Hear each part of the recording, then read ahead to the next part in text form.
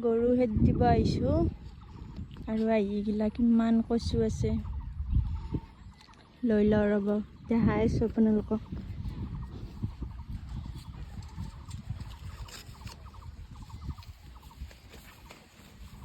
এইয়া কচুৰ নলি কোনে কোনে খাই পাইছে কিমান ভাল লাগে খাই ন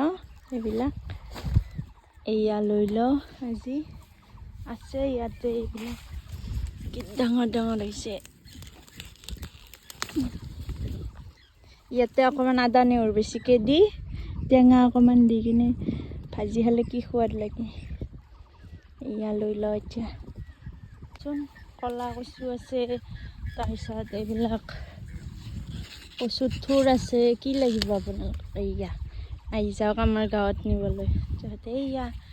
মেটেকা এইগিলা হৈছে ভাজি খাই যে সেইগিলা গাঁৱৰ পৰিৱেশ গাঁৱত জন্ম লোৱা মজা এয়া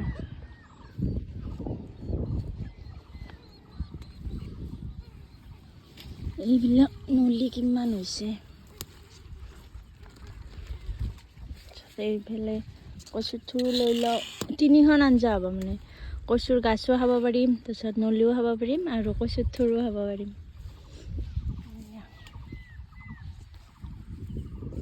চাওঁ কিমান মানিমুনি আছে মানে পথাৰৰ পিনে ওলাই আহিলে মানে 4-5খন আঞ্জাৰ বস্তু হৈ যায় আৰু মানে 2-3 দিন চলিব পৰা এয়া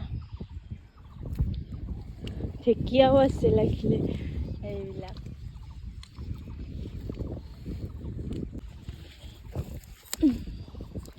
দীঘল দীঘল হৈছে এইবাৰ পানীৰ এইফালে নামি আহিছোঁ এইগিলা মাজত আছে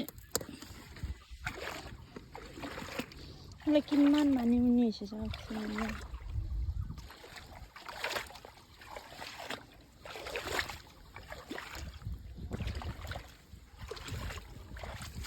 এইফালে এডাল আছে